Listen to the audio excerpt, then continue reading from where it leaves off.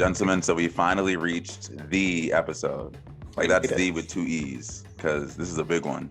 We made it to the end of the year. I wasn't sure we were going to get here. Unnecessary year. We made it. I love and hate our albums of the year episode. Love and hate it. Love it because we get to recognize the projects that we couldn't stay away from. Hate it because it takes, I don't know about people listening. I don't know about y'all, how y'all figure out your top fives. For me, it's like intense listening. Like a week or two of this intense album listening of everything that I enjoyed this year to figure out what I like the most. And that's a lot. That's interesting. I try to just keep track of the whole year, what's my favorite. Organized. Right now. Nnamdi and I were like, I think about, because then at the end of the year, you're like, oh, I'm so stressed. Which one did I listen? I'm like, okay, that's how I was. I was like, what did I listen to? Noah's smart but Noah, you told us that. Like, Noah has a list of his top 50 ranked. That's why this wasn't going to be anything for him.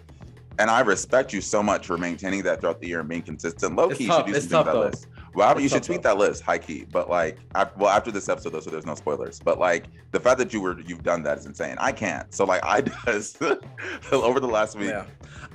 I rank my top 10, and top 50 isn't ranked because that's too much. But I have my top 10 ranked, and then I'll have a 50 of these are just my best out, my favorite. That's so much more organized than I will ever be. I'm proud. But okay, so you guys, we're doing our albums of the year episode this week. Before we get into it, I do want to talk about a quick thing that happened on Twitter the other day. Perhaps other social media sites as well, but also Twitter. The question began as who could beat Jay-Z in verses. The question pops up all the time. This time it was first it was Jay-Z or Lil Wayne. And the way I feel my timeline shook out was kind of a lot of people from the South were saying Lil Wayne. I feel like it's generational for that specifically. It's generational for both of them. For Lil Wayne, I feel like it was also kind of regional. Yeah. But then that later evolved into Jay-Z versus Eminem. This one was I cannot believe this got brought up. Which I maintain, I think would be a good versus, because I get why, I now understand why some people may think that's such an appalling thing to suggest. But for me, as people forget, Eminem was kind of like the Drake to an extent over the early 2000s. He was that rapper who was having these huge numbers. I don't think it's a question. So just with that, because that's what that's his stature. The man has hits. I don't know if people are surprised. Eminem has hits. Hella, and not only does he have hits, he has hella crossover hits too. So in a versus, which is typically a hit versus hit battle, he can hold his own against Jay-Z. I maintain that. I just think Eminem would get to song 6 and it would be about killing his wife. And song then be over. Y'all need to stop it. Eminem has more than 6 songs. No, I'm saying he has hits, but I think after he has songs about hating his mom, and that would be early on. No, but you gotta remember. And you gotta remember. Not great to listen to now. No, you gotta remember. It's any song you're on. It doesn't have to be your song. It's just if you have a verse on it, you can be in it. So Eminem got Renegade. You could put Jay-Z. That'd be a killer because Eminem would win that. Even in Eminem's old catalog, which I get someone on Twitter was aged like old milk. Fine, whatever. Eminem has hits within his old. He can get to 20. My point is, Eminem can easily get to 20. His 20 doesn't stack up against Jay-Z's 20. And that is where I will admit that I have corrected myself. Okay, I own up all my takes wrong from right or wrong, and I didn't necessarily even say that Eminem could win. My take really was just it would be a good matchup, and I think Eminem could hold his own. Well, you forgot to mention how in the Twitter spaces, Jay-Z said nobody. That's how it also. He was like, "Ain't nobody." Nobody can beat me. That's the thing though, is that his wife could beat him in a versus. So you think who? His wife. Yeah, but that's not a matchup that actually happened. Could Kanye beat Jay-Z in a versus? I think so. So I don't know why we're saying. I feel like some people don't think so. Anyone else. Jay-Z more than anyone else kind of gives me is generational. You're gonna reach the people older than us, millennials and above, will say Jay-Z is unstoppable, and Jay-Z's is incredibly successful. Arguably, he's the GOAT. Arguably the GOAT. Yeah, so he's kind of the GOAT. I get it. He's my GOAT.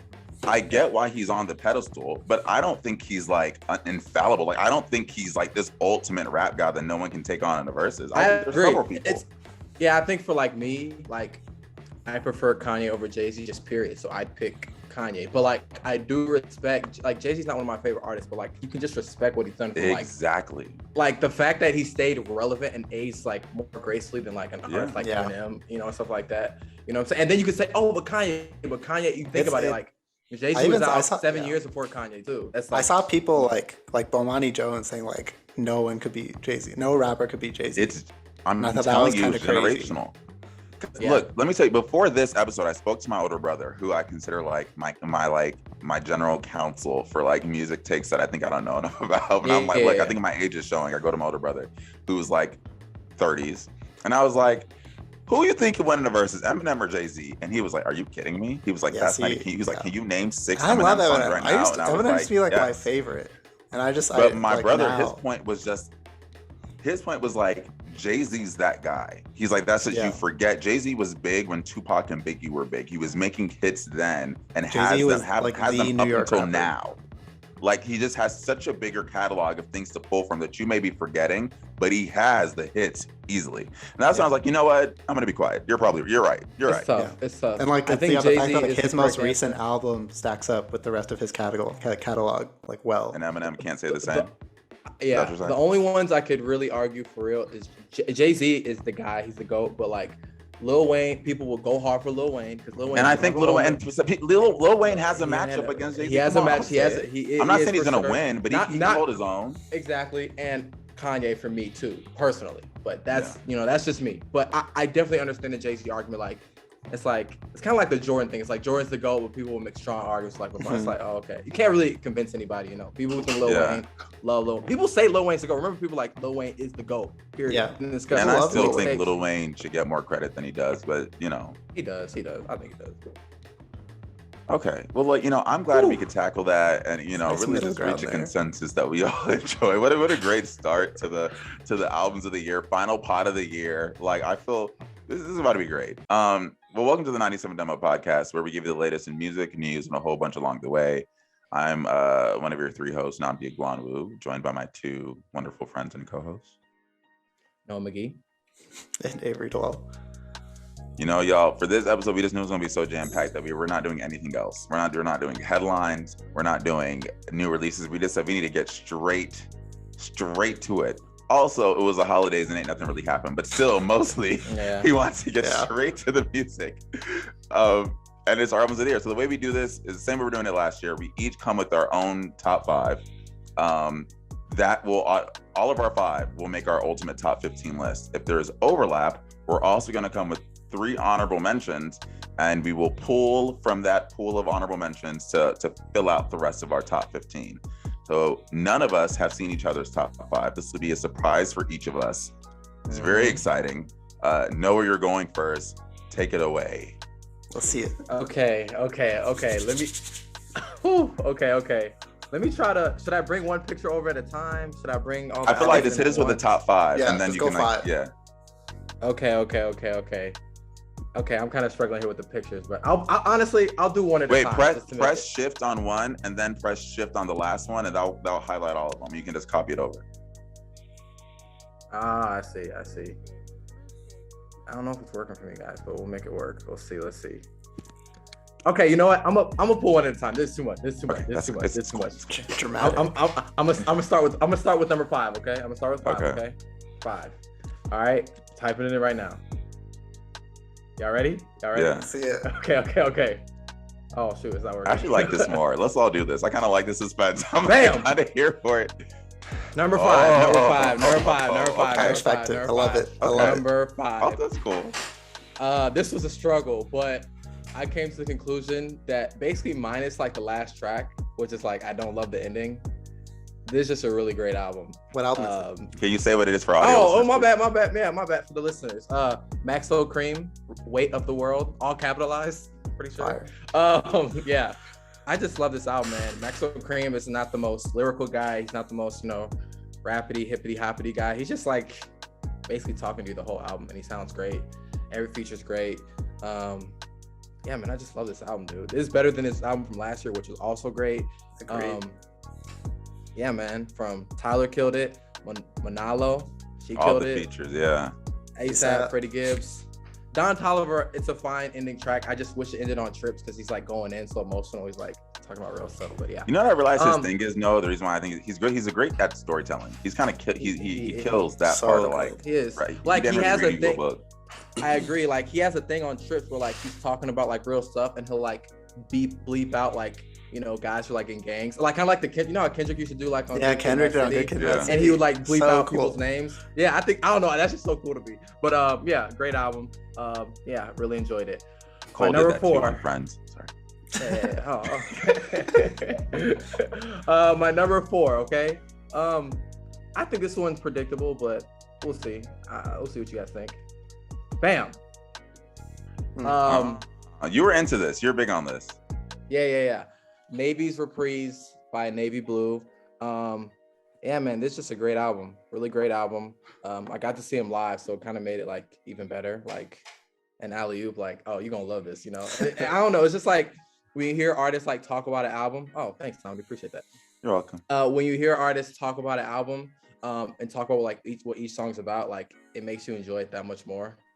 And I don't know, man, he's just really relatable on it. Like on one of the last songs, he talks about like, it's called I Have Nothing to Fear, and it's like Bruce Lee samples in the background. I'm a big Bruce Lee fan, so yeah, man, he's just talking about like his family, his sister, his dad, his granddad, all kinds of great stuff. So yeah, man, just really personal on every album. Not like necessarily thematic, but he's just talking about his life, talking about stuff that he's go he was on our Artist of the Year list too, from 2 episodes ago. Is this episode 75? Oh, that's a thing. We should be proud. Good for us. He was on our. I think it's cool that he's like a model, skateboarder, and rapper in one, and he's our age. Yeah, so cool. We're on episode 74. Close though. Oh, so I tweeted the wrong week. I tweeted the wrong week, is what that means. It's all good. It's all good. Okay, top 3 now. Top three, peeps. Okay, number 3. This might be a shocker because for the longest this was number 2, but okay. Woo! Oh, I feel like I'm gonna recognize all 3 of these. Yeah. Okay. See? Okay. So Vince Staples' self-titled album. Vince Staples. This was tough to put at number 3 because for the longest it was number 2 because I don't know, Vince Staples just came out with like a really incredible, concise project, really personal. This is his best project like he's ever put out to me. This is his best work. I don't know, man. Vince is just the realest dude out, man. He just put out a great album. I really don't know what else to say. Something like we've already said everything we can about this album. Basically, like we all love it, we all like it. Like, just not really a bad song. Can I tell you my hot take? I'm not gonna say hot take. I'm just gonna say, if you asked me 36 hours ago, this album was gonna be in my top 5. As of now, it is not. Ooh. Okay. I mean, I'm not mad. There's a lot of great music out. It's just Vince Staples, like, it's so easy to listen to. You get in, get out. Just 8 songs, 2. Nice little story. It's great. 2 interludes, great stories. He's rapping great. Like, a lot of. But no, to your point, I will say I think out of honestly, all the releases here, I think Vince Staples like was best at doing the most in like the least amount of time. If that makes, because it's super short. It's very complete. Very short album. It's complete. It's a really complete album. You know what I'm saying? So yeah. And we've talked about how it's hard to make short albums, even though but yeah. So that's my number 3. Now this number 2, it's predictable. I think you guys could all guess this, honestly. Isaiah. Yeah, I know the rest here too. This is fine.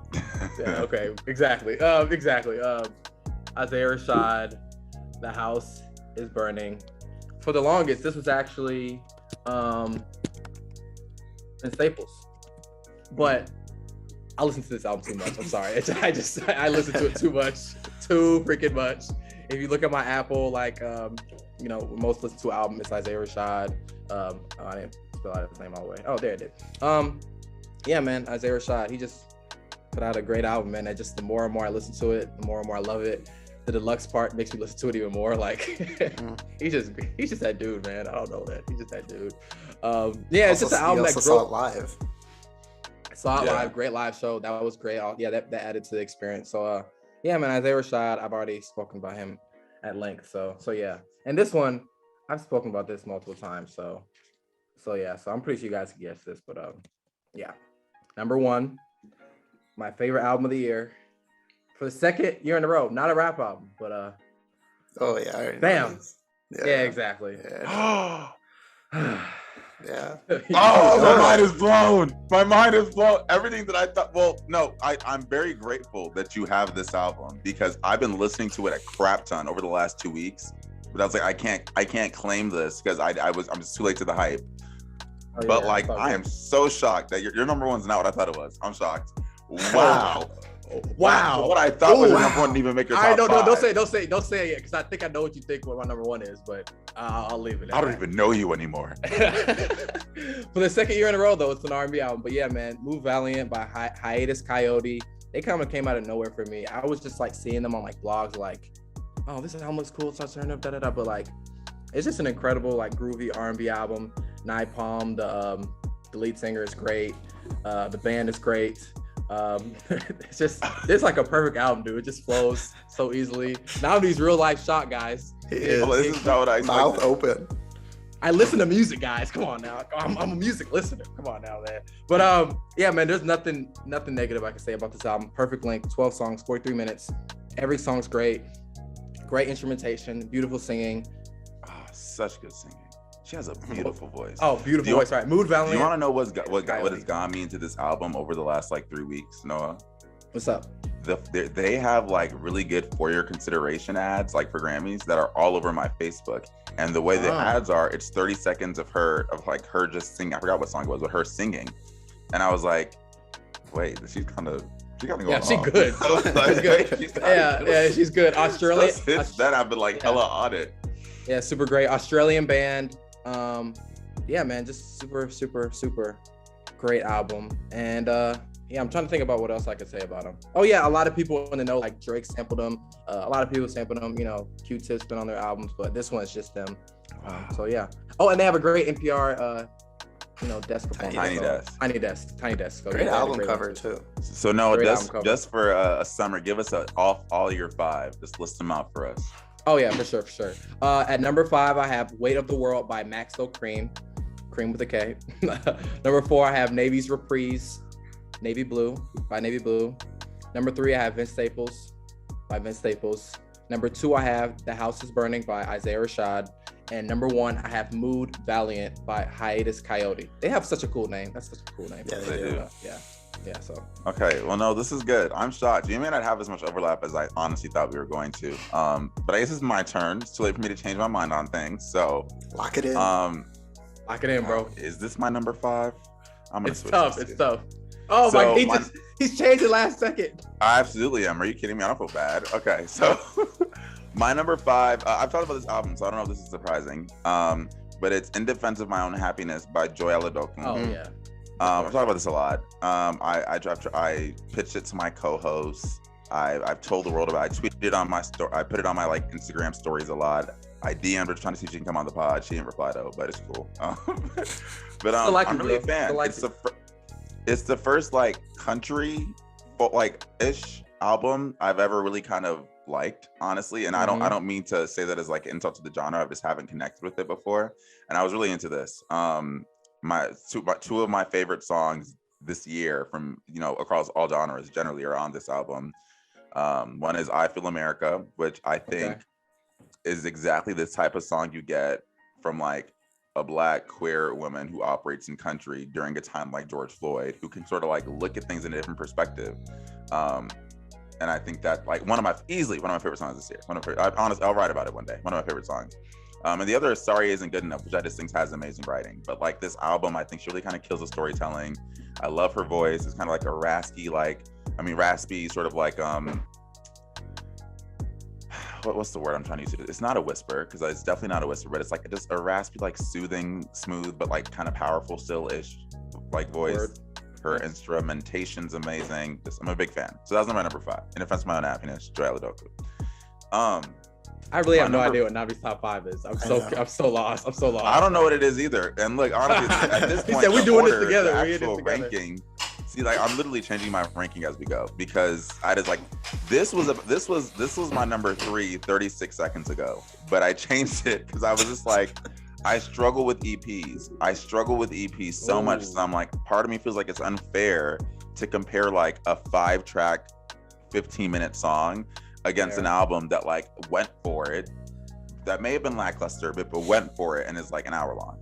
But either way, I just love this. It's Thames. So good. Yeah, So good. y'all know like my girl Thames. If Orange was a place, my girl Thames. She killed it.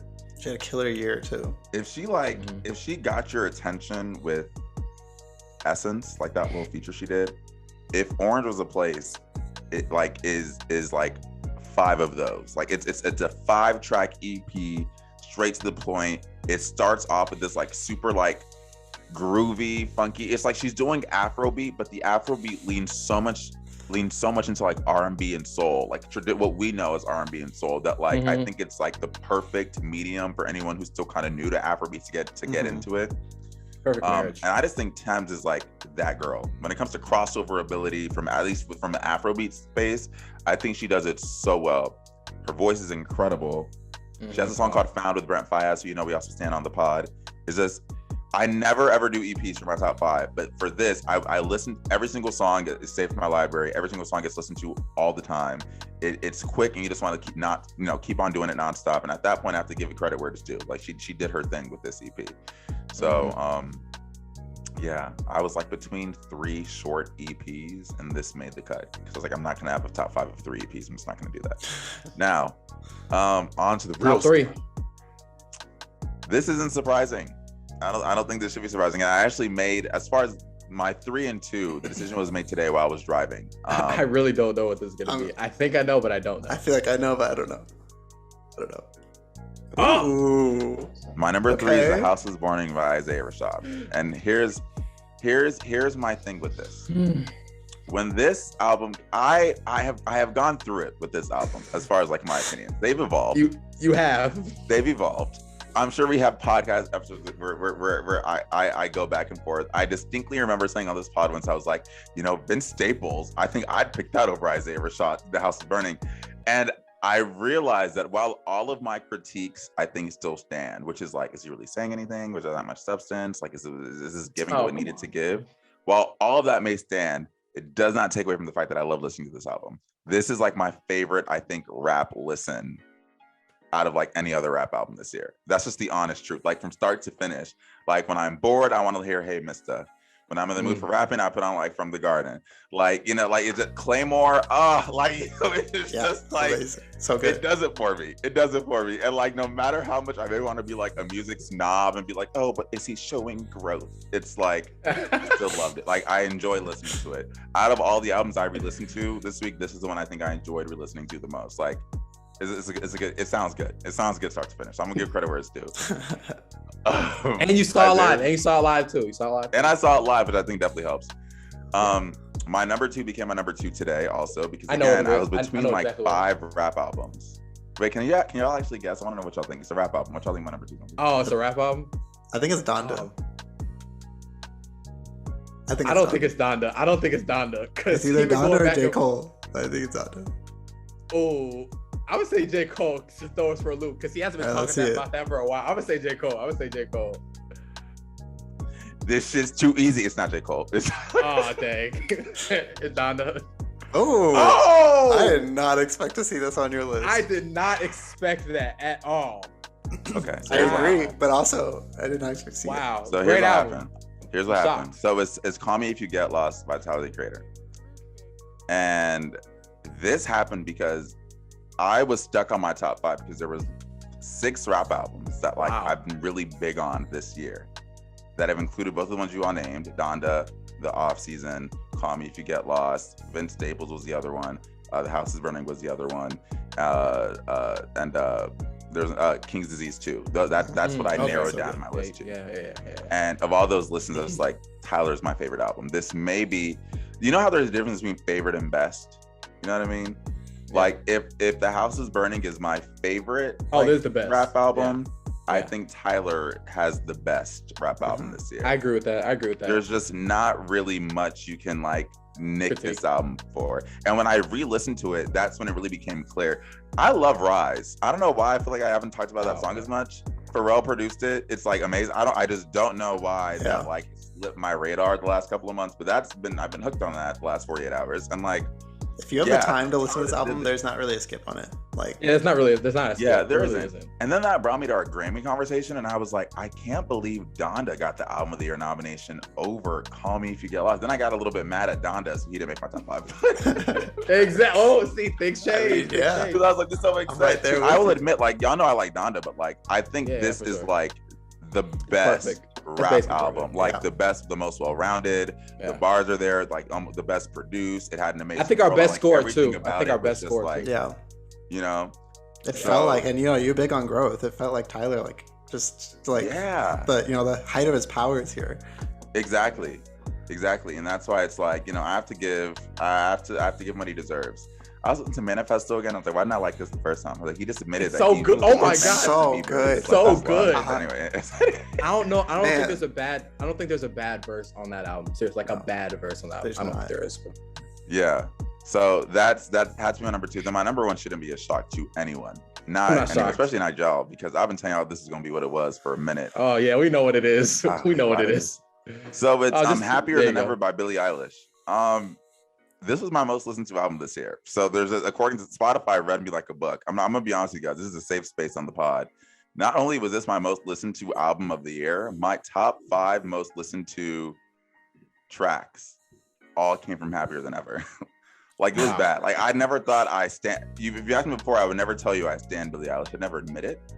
But Spotify kind of dragged me a little bit. It was like, you don't think you're a pop fiend, but according to this, you spent 14,000 minutes listening to Billie Eilish this year. Yeah, I think this is the perfect album, the perfect pop album. I think in my opinion, because I've realized this may not be a shared opinion, not with the pop, but just generally, because I haven't seen it on a lot of like year-end lists. But to me, it was the best pop album this year. I think she showed incredible growth. It just felt like a story. Like I listened to this album, the reason I think I had so many listens because I listened to it in order almost exclusively every time I heard it, because it just takes you on this like sonic journey that also has writing that like as you listen to, you're almost, if you close your eyes, you can almost like visualize a plot as like the story is continuing. And like I'm a sucker for a theme. The first song hits a theme right on the head. It's like I'm getting older, I'm more mature, I'm kind of reflecting a bit, but I'm doing it in my like 19, 20-year-old way. There was some things on here that I like, that I related to. She had a song called I Didn't Change My Number. I just changed who I replied to. And I was like, you are sure as hell right. She's so mature. Like mood. She's so mature. It's so crazy. I think she just like, this to a degree was a breakup album, right? There's some songs in here that's very much so like, okay, so there's some we're shitting on. Yeah. But it's so well done that just feels like one layer of like the many things that this album is. It doesn't feel like a breakup album. It's just that's one of the topics we're touching on this journey I'm taking you on. Right. So I'm not gonna like expose my stand too much. Just know I absolutely love the album. I think Happier Than Ever, the song, one of the best. That and Jail up there for me for like best song of the year in my opinion. Like I just love each of those. And I have to give Miss Billie Eilish her due. So that's my top 5 from top to bottom. It's In Defense of My Happiness by Joel Lodokan, If Orange Was a Place by Thames, The House is Burning Isaiah Rashad, Call Me If You Get Lost, How They Creator, and Happier Than Ever by Billie Eilish. Now y'all can see why my honorable mentions were such a chaotic shit show to figure out. Because half of my honorable mention list was my top 5 4 days ago. So it's tough. Yeah, mine switched around multiple times. Great list though. I think I really like a really good list. It's a really good list. Thanks, guys. Great list, man. Very variety. A lot of variety on your list. I'll be listening to everything. Avery now. Avery DeLaw. The wild card. Avery's a wild card, you know what I'm saying? Avery's like, where is he going? Which way is he gonna go? Noah kind of guessed most of it, except for my number 5. Why didn't I get to guess what it was? I don't know. Could you? Maybe? No. Okay. I know what your number 1 is and your number 2. Yeah. I think. Oh yeah, we know Avery's number 1 because he said that. Maybe your number 3. I think I could guess your top 3 pretty easily. I don't know 4 and 5. Probably could. All right. So here's my number 5. Ready? Yeah. I made these small. This is easy. I'm not surprised. Low key, I'm mad at myself for not guessing it first. Yeah, me too. I'm mad. I didn't get this. My number 5 is To Hell With It by Pink Panthers. And maybe it's just, like it's so easy to listen to. It's like 20 minutes. It's 10 songs. Much has been made about her, very short. It's shorter songs. than an EP. Wait, hold on. Wait. Yeah, 10 songs, 20 minutes. What? I feel like you're about to throw me for a loop with your top 5 because I'm gonna let you go on. Sorry. I don't know. Maybe it's because it was so easy to listen to. I also think like her sound was really refreshing, even though it's not exactly new. Like it borrows a lot from the 2000s. You know, her music video for one of the songs was like clearly very early 2000s inspired. But I don't know. It's just like her songs are so catchy, and when you know, it's like when I was thinking about the albums I listened to most this year, even though this only came out a couple months ago, I was like obsessed with it, and I still am. Where I can just like, oh, before I go to sleep, let me like listen to Pink Panthers real quick. I'll just throw on this 20-minute album or mixtape, as she calls it. So yeah, excited for the debut project. All right, my number 4. I have to go back before. Hold on. All right. I'm I'm just wondering if I'm nervous. Oh yes. Okay. I'm not surprised. You like it. So I don't know. Yeah, I don't think I need to say too much about this, but it's Vince Staples. We all love this album. By Vince Staples. It's perfect. It's great. It's awesome. I think with these combined 2 albums I have so far, it's like maybe 40 minutes between 2 projects. Yeah. But yeah, so no, still Vince not Staples. half of Don does what you're saying. Yeah. Maybe a third. Maybe. But no, just Vince Staples, amazing, so good. I don't think I need to go much more into that. Number 3. I think I know. I got this. I know what it is. I don't know anymore. I know. No, Nnamdi, you know. Your number you 5 was let me be quiet. Let's go. No, you know number 3. Yep. Okay. Yeah. Oh, Avery, your list is about to throw me for a loop. Wait. Yep. So my number 3 is Any Shape You Take by Indigo D'Souza. The scariest album of the year. Scariest album. I've been obsessed with that song where there's like screaming in the middle of it. Yeah. You were really big on this. I love it. Scariest so album of the year.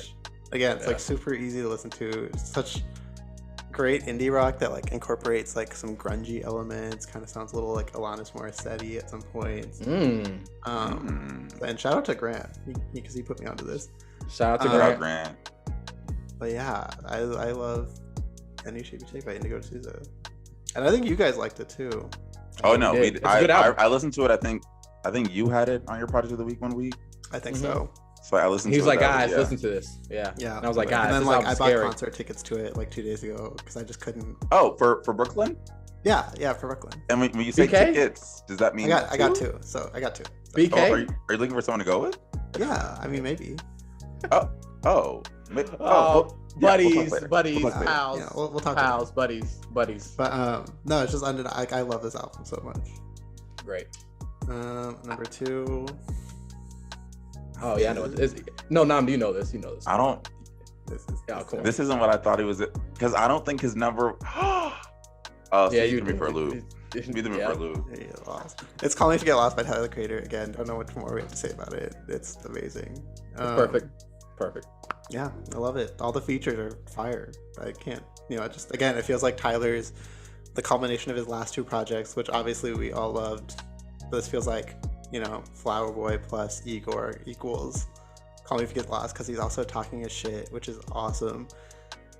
And Avery, do you know what you said this when I was talking about Tyler, but I'm thinking about it now, and you're really right. I feel like with this album, it's like, in rap right now, the current landscape, we already established that we, for some reason, have propped like Drake, Kendrick, and J. Cole this untouchable sphere. So like, no one ever gets up there. Why is Tyler to me, absolutely with this project, like, he's catapulted rose the sphere. Like he's not. He used to sort of be on that like.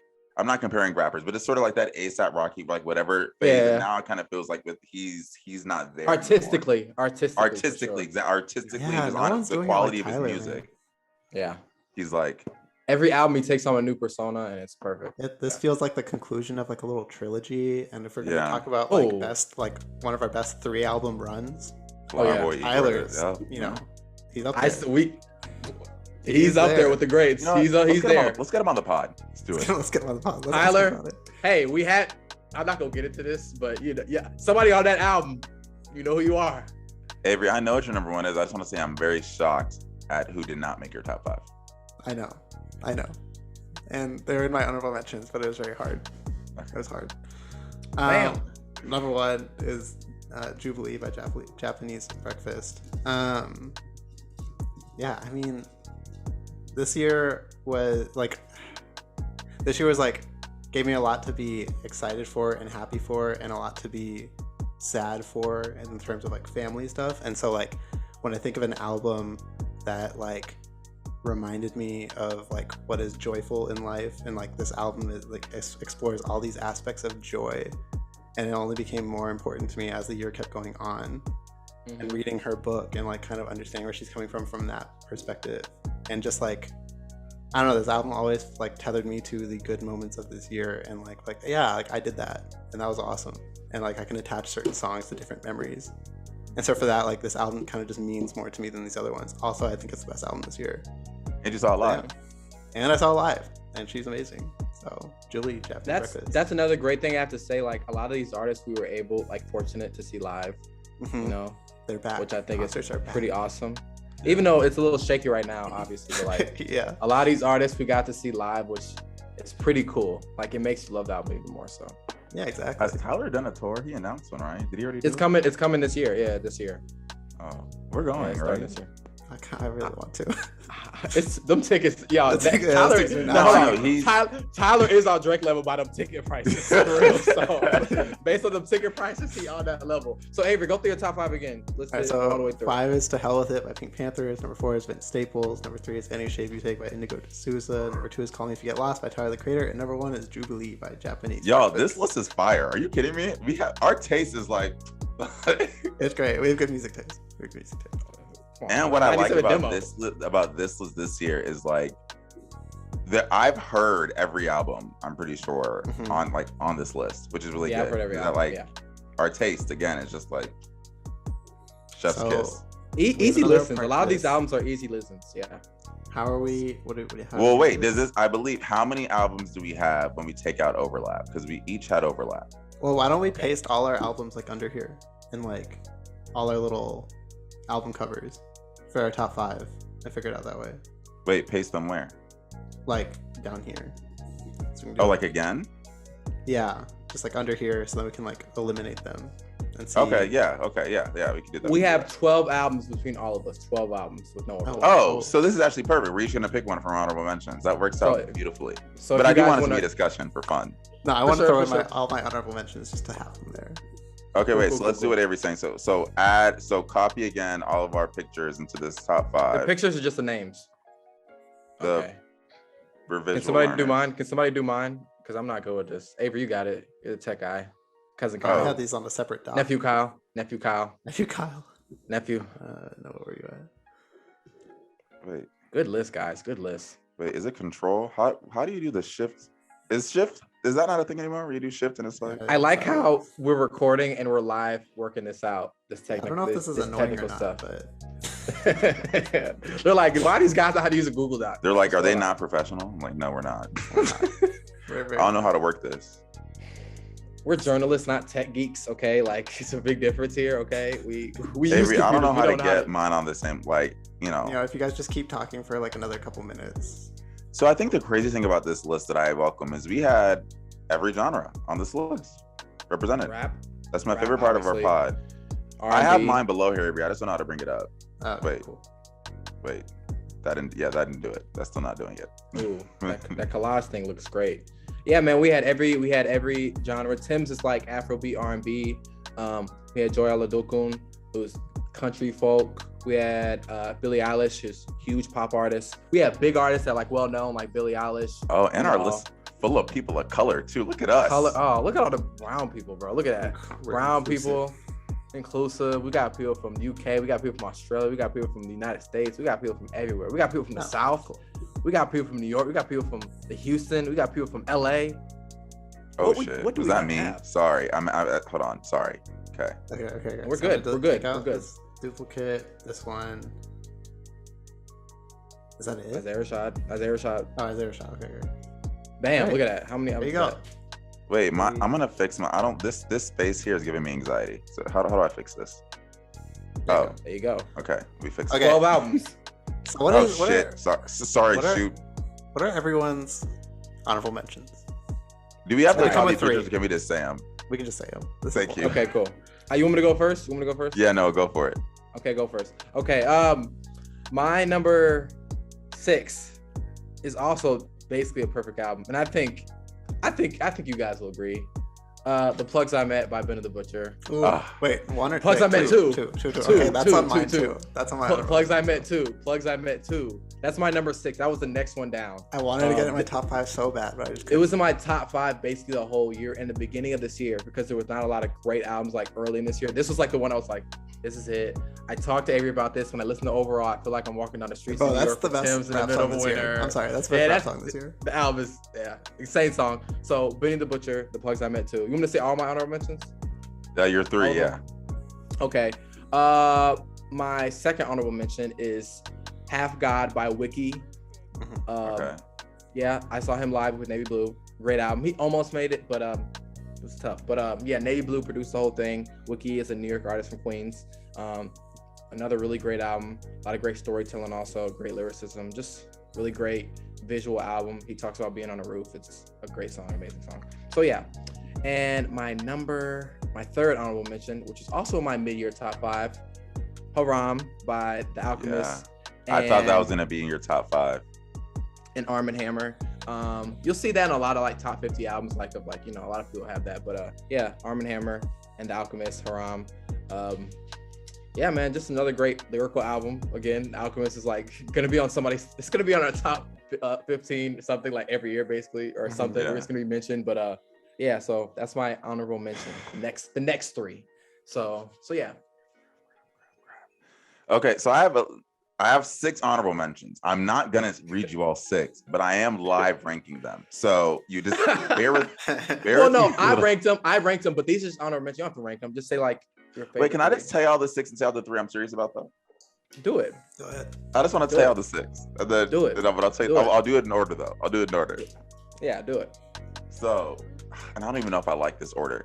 The first was the Offseason by J. Cole. So I re-listened to the album and I realized, that's great. Nnamdi, what are you talking about? You love this album. I feel like for some reason I forget a lot. I don't know if that speaks to the fact why it isn't in my top 5. Maybe it didn't like pack enough of a punch.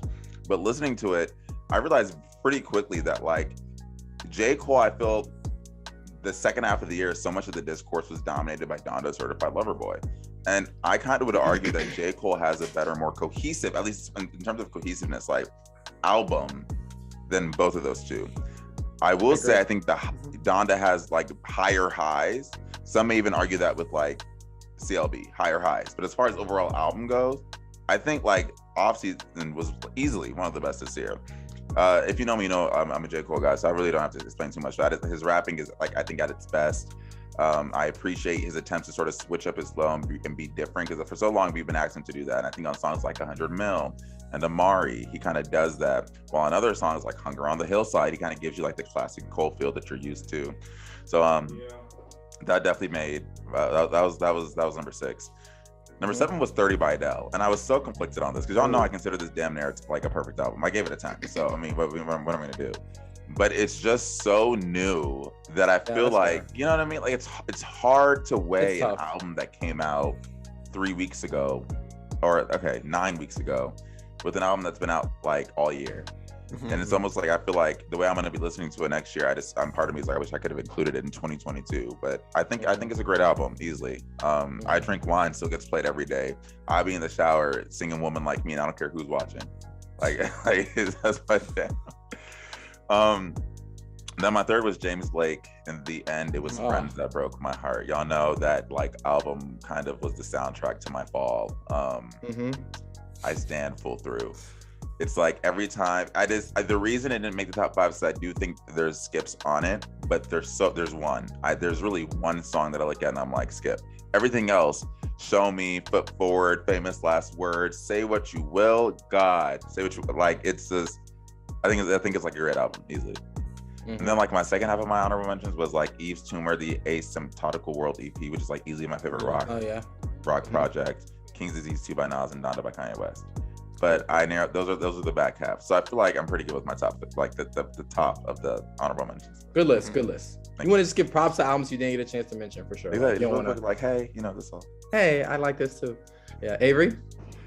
I did a lot of soul searching for my first one out, and it took a lot. And again, I was telling Nnamdi, excuse me, before we got on this podcast, I like listened to half of both, like 2 albums, and I had to go with my gut. I think my number 6 is Sour by Olivia Rodrigo. Like, just Oh, so love that good, album. man. Just so good. And I'm Best like, debut project this year. easily. And I think, I'm like, she's writing these lyrics as like 18 years old. I was not mature. I'm hardly that mature now. Like 5 years later. Hey, don't tell on yourself, buddy. I'm just saying, it's like, how are, she has these emotions. She's like articulating her thoughts this well at 18. Not even. She probably wrote this when she was 17. Yeah. I'm very impressed. The music's great. It's very, again, call it back to 2000 rock if you're noticing a pattern with what I like. And yeah, that's my first one out. And then my next one would be The Plugs I Met Too, Benny the Butcher.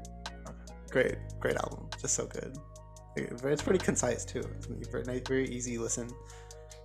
Overall, it's probably my favorite rap song this year. It's so catchy. And then my third would be Super Monster by Claude, which is an indie rock album that I listened to so much and loved a lot. So yeah. If there's one thing I'll say about Miss Olivia, though, I am very impressed about her ability. I don't know how long she was working on Sour. All I know is Driver's License was a single in February, and by March they had an album. So I'm saying it's like that turnaround was quick. I don't know if that was like months in the making, but I kind of feel like it was impressive that they were able to get that selection of songs ready to go that quickly. And it was really good. It was a very strong project. Yeah, that's surprising. So we're each gonna add like our first one out onto here. I was like, that's the easiest way to do it. If you want to avoid any arguments, is everyone pick one of your honorable mentions that you think deserves to get top 15. I think Benny the Butcher, obvious, not because I just picked it, but two of you had it, honorable mentions, Avery. So yeah, exactly. So I feel like that's an obvious one. So yeah, I can put it in actually, since I have, I can do that. Was it number 6 for both of y'all? That's my 7th. Okay, yeah. So easy. I'm nominating Sour. I almost really had La Maquina. That really was gonna, that was like first half of this year, my mid-year. I liked that. That was it. That was it for you. That album was so good. I just didn't stick with it as much over the last couple of months. I was like, I can't just fair. I'm gonna nominate Sour to our list. Thoughts? I object. Wow. Do you for real? Interesting. I don't know. Do you really object? Do you really object? It's fine. It's fine. It's good. Do you really object? Go ahead. Hold on. Let me put mine right here. Bam. Just filling the spots. Bam. All right, Nnamdi, what are you putting on here? All right, can I make this a conversation with us? Can we Let's talk about it. Let's talk about it. So, what's your top 3 of honorable mentions? Offseason, 30, and in the end, it was Friends That Broke My Heart. James Blake.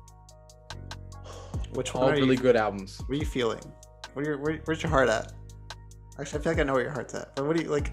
I think Cole, but I'm not sure. I think Offseason. I think that's the stand. I'm not sure. I actually think Offseason was better than 30. I have a question. No, I have a question. This year, when you're like, man, I want to listen to music, but I don't know what to listen to. What album would be like? Ooh. Man, I just got to put this on. I'm gonna like it anyway. I want to listen to it. If I'm in the shower, in the end it was Friends. I'm talking about as someone who lives with Nnamdi, it's all 3. That's hard. That's hard. Okay, wait. Just let me think. I re-listened. We don't need to be too critical here. If you think J. Cole deserves to be on this list, then J. Cole put a good album. Y'all just tell me 30 or Offseason. What would y'all do? 30 or Offseason? That's tough too. That's tough. I'm not gonna lie. I think I would go 30 personally. But it's your pick. It's your pick. I don't know. Adele had. Let me look at the track list at 30 when we're talking. Look at the track list real quick. I'm sorry, guys. We're gonna be done. I don't know, man. Adele. J. Cole had moments of emotion, but Adele's album had some, when I'm really stuck within an album, which one's better, that's what I was kind of like with Maxo Cream and Benny. I go with the one that spoke to me personally the most. A guy, if Maxo Cream gave so much of his personal story on the album, it connected with me more. It's like, oh, I feel like I know this guy. Benny did that a little bit, but it was mostly coke rap, dope rap, stuff like that. So when it's close about how much I enjoy an album, I go with the album that speaks to me more personally, or they're giving me more on a personal level. That's how I kind of break the tie for me. You know what I'm saying? So what album spoke to you most personally, or what album felt like that artist gave you the most like yeah, of them? guys, I think I'm putting 30 by Adele on our on our top 5. I am not mad at you. And I want to clarify, James Blake album was called Friends That Break Your Heart. So after I realized I've gotten the album title wrong the whole episode, like, hey, that takes that out. That's God saying something. Wait, what was the one you've been calling? What have you been calling? I've been calling it In the End It Was Friends That Broke My Heart, which is the lyric in the song, but the actual is just called Friends. It's a bar. I like it. I kind of like at the end, Friends. I know, it's dramatic. Friends That Break Your Heart, yeah.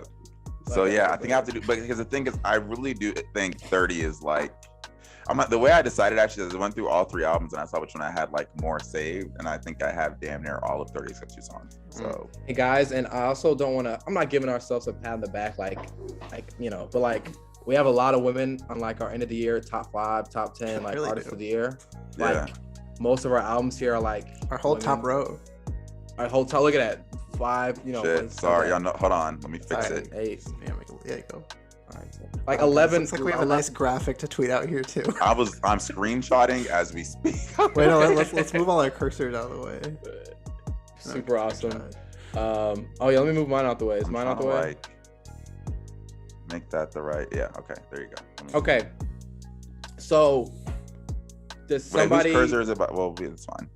Mine's at the top. I'll move mine at the top. We can recap this. Our top 15 in no order. Our top 15 albums of the year are To Hell With It by Pink Panthers, Any Shape You Take by Indigo D'Souza, Jubilee by Japanese Breakfast, Sour by Olivia Rodrigo, 30 by Adele. What's this? I'm gonna say my next 5. Yeah, my next 5. Yeah, then I'll do the next, bro. Weight of the World by Maxwell Cream, Navy's Reprise by Navy Blue, Vince Staples by Vince Staples, Mood Valiant by Hiatus Coyote, and The Plugs I Met Too by Benny the Butcher. And then it was also In Defense of My Own Happiness by Joy Lodokan, The House is Burning by Isaiah Rashad, If Orange Is a Place by Thames, Call Me If You Get Lost by Tyler, the Creator, and Happier Than Ever by Billie Eilish. And damn, This is a good list. This is a good list. 15. These are 15. Honestly, if anybody comes at us like, oh my gosh, like, we had a lot of great albums this year. With this one? You really can't. You really can't. Can I tell you why I'm excited? Because our playlist from this week is going to be a sampler from this. And I just can't wait to listen to that playlist. The best songs of the year. Like one song from every album. Probably because like I would. That's our favorite song from each album. Yo, that would be the best playlist we've had so far. I'm not gonna lie to you. If everyone does their favorite song from each of these albums, I don't think we've had a playlist that good. I just don't. I'm sorry. Wow. Now I'm gonna be stressed thinking about, damn, what's my favorite song on this album? Well, guys, to kind of wrap up this conversation, it's been a lot of fun. How do you feel about this year in music? Like, how do you feel like, because, the first half of the year, or the first quarter, I would say, we felt it was really slow. There was Jasmine Sullivan, Benny, and those were the 2 ones that really stood out early this year. But as the year went on, like, especially that summertime, like June, July, we got Vince, we got Isaiah Rashad, you know what I'm saying? We got Sour early in the year too. I'm sorry I didn't mention that. We got Billy in the summer. We got Tyler, he was like in the summer too. Like a lot of great albums came out this summer, and then into like the year just ended really strong. And yeah, man. I agree with you. I think this year was like a really, really, it was a fun one for music because the first half of the year, like you said, was slower because it was still kind of coming off the heels of 2020, which was just a pandemic year. Mm-hmm. I remember when Brockhampton, when we thought, their album was the Roadrunner was like still good album. They're gonna be the best album of the year, and it still is a good album. But it just the way it picked up in like June and just didn't. We didn't get a break. Like from June to the end of the year, it was like nonstop, just sort of amazing releases. That of course we got the huge. Or honestly, May we got Cole in May. We got like Drake and Kanye in September. And we had all these fantastic albums in between. And I like this year a lot too, because it wasn't just the big names. I discovered so many new artists this year. Yeah. Including the Japanese Breakfast, like on Indigo D'Souza, like looking at our list now, Pink Panthers. How many artists are these like our new artists we heard? Like Mood Valiant, like Hiatus Coyote. I just heard about them this year. Joy Lodokan, you just heard about this year. Nnamdi. Thames for me is like new this year. Japanese Breakfast. This was definitely her breakout year. I had heard about, I'd known Thames just Afrobeat like from earlier years, but this was absolutely like the most familiar I've been with her music this year. I think if you would have told me in like March that Cole, Kanye, and Drake were all dropping this year, I would have been like, what? I'm like, oh, like really? That's crazy. And Tyler, that's none of them. But yeah, let's talk about that. Like, how do we feel about the fact that neither Cole, Kanye, or Drake made our top 15? I think we all enjoy their albums, obviously for different reasons, to varying degrees. But I don't know, just like it feels like the power is being decentralized, Yeah, I agree. Exactly. Donda's making a lot of lists, but like, it still feels like that. Well, Donda, and look, sorry, no, go on. No, go ahead.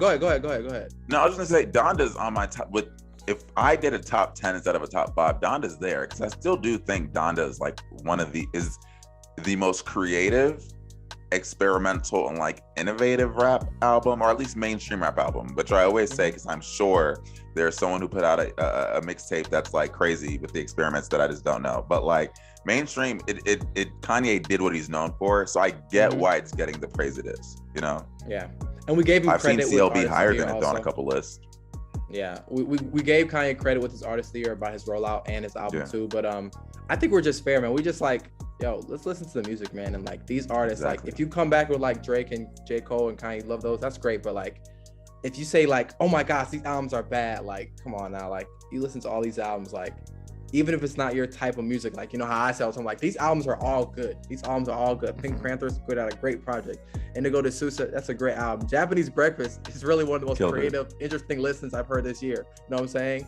Sour and Adele, super personal, super real albums, and including Billie Eilish in that. Like, we got everything in here. Seriously, if you want like a landscape of like what rap is, seriously, you can listen to this and be like, man, you got everything here. Seriously. And that's part of the reason I love the fact that all three of us host this podcast, because I feel like we all have music taste that is great. Sorry, personal opinion. I think we all have fantastic music taste, but we all listen to such a diverse, like broad range of music. And we all kind of lean towards certain main things. Like I feel like we all listen to everything, but like Avery's probably willing to touch like indie rock, alternative albums a little bit more heavily than like maybe I would of like, I would. And Noah, I always know you're gonna know like underground rap. You're gonna recognize that dominant sound. Like you're able to, and you're gonna be able to bring that to the pod. I think we wouldn't be here if Noah supplement each other so much. What'd you say? Avery, what'd you say? I was saying like Navy Blue wouldn't be here if Noah. Exactly. Yeah, I agree. But I'm proud of our list, guys. I'm really proud of our list.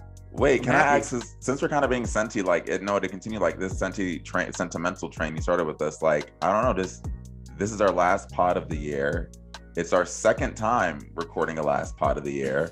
Wow. Do we have any like, I don't know. I don't want to say reflections. I don't want us to get emotional, but is there just anything we want to say about that? Like we've been doing it, guys. It's our first full year, really. First full year. I'm really proud that we did a full year. We had like one of our goals of like the next year of the podcast was like doing more interviews. And we did that, like thinking of like going back from Grant, obviously was like a regular, but we had Jonathan Mann, we had Barty Strange. We started the year with Barty's freaking Strange. We started off with Barty's freaking Strange, which is awesome. Grant always comes on. Jonathan Mann, who came on to talk about NFTs. Wiley, NXG. I'm trying to think who else we had. Gabby Paul. Shout out to our friends who came on. Chanel, Lauren. Shout out to Chanel, Lauren, Alex. Shout out to Baby Spider, Alex. Baby Spider, yes. Yeah, exactly. Baby Spider. Oh, shout out to Lex. Shout out to Endless Scroll. Scroll. Like we had a lot of guests this year. That's very true. And I think the cool thing, we've been able to meet such cool people doing this. Yeah, really have. We're able to meet some really interesting people. I really feel like I'm in like this music. Like I see all the music journalists. Like I really see them, and it's really cool to be a part of. And I'm really happy. And I feel like if this year was like a part of growth, like next year, it's like, it's cool to even like listen to like Barty Strange, like wow, we talked to that guy, or even for me, like I listen to NXG songs, I'm like I'm friends with that dude. It's like you know that dude. Wiley is about to go on a grip. Like that's and let me like my favorite thing we do, and I can't wait to see who else out next year is. I think our profile series is incredible, and because I think there's nothing cooler than watching like an artist who really wants it, like try to get it. And like being able to see them grow and like see the success. Barty's is different because Barty's was already established. Like we lucked out with that, right? And just seeing him grow more and like perform on late night shows. That he got way bigger after we interviewed him. But I'm just like the amount of lists Barty Strange has made this year, despite not releasing an album, is kind of incredible. I've seen Barty's on like albums you can't wait in 2022 listen. I'm like, you better like. Remember we interviewed him on like a Saturday. And on Monday he was on Seth Meyers. Like, yes. I mean, I'm not saying it's our power, but I'm just not saying it's like, our power, but I'm just saying, I have a contact. There's a correlate. There's a positive graph here. You know what I mean? And shout out to them, and shout out to her manager and all that stuff. Sue keeps in contact with us. Yeah. And thank you, Gabby Paul, to everyone who's like, every musician who's interviewed with us. Enrique, almost from our mental health episode, like all of y'all. Thank you. Enrique, that was right too, man. Great. And you know what? I know another goal we had. I vividly remember when we started being like, look, we're not going to be no Joe Budden podcast. We're not going to be no Anthony Fantano, but if we can get like 20 people to come back every week, that'd be kind of cool. And we've done that and more. So like, we've exceeded that. So like, that's like, I'm very grateful for that too. We've gotten over 100 listens on a couple episodes this year, which is like pretty awesome. We've got over like 80 and 75. Like we've got we don't have to say specific. No, we can let the mystery continue. I just said more than 20. We could have let it breathe with that. I'm thinking go on our SoundCloud or something like that. You know what I'm saying? Like, we started a newsletter. This thing keeps us, this podcast keeps us busy 7 days a week. It does. Because that newsletter stresses me out every week. But I will say it's been amazing to see that the newsletter most of the time gets more love than the pod, which, take that how you will. But like, I don't know how I feel about that. Yeah, it's like, how do I feel? How do I feel about that? So I'm not going directly to people's inboxes. I know, that's true. Exactly. So you all should subscribe. Quick plug. Yeah, we didn't even talk about it. I will say really quick, we're not doing Billboard highlights because this is a Christmas week, and as you can expect, Christmas songs are all over the Hot 100 and Billboard 200. We asked last week, who do we think would win, Adele or Mariah Carey? Noah, you were right. The Holiday Spirit won. All I Want for Christmas for You is number 1 again. The whole chart except for Adele is, I think, which is number 3, like the top 10 all Christmas songs. But last week we wrote about our favorite Christmas songs in the newsletter. You should definitely check that out because I love when we do little like jovial, Merry Christmas stuff. We'll have our final newsletter of the year this week. Mm-hmm. Elaborating on our honorable mentions. Yes. Yep. So definitely be sure to check that out. And honestly, if you're still listening, thank you for like being consistent and listening to us talk about music. Because we're just 3 friends who talk, and the fact that you want to listen to that, shout out to you. So this has been a fantastic year. We think next year is going to be even better. Stay tuned for the ride. We are taking, I think, can I say this? We're going to take a couple breaks. We're going to take a couple weeks off. So we did it last year too. So you may see us fall off a little bit in January, but just know we're not falling off. We're rebuilding, and we're gonna come back stronger. And 2021 was amazing. I think 2022 will be even better. So thank you all so much for following us. And we will see you next year.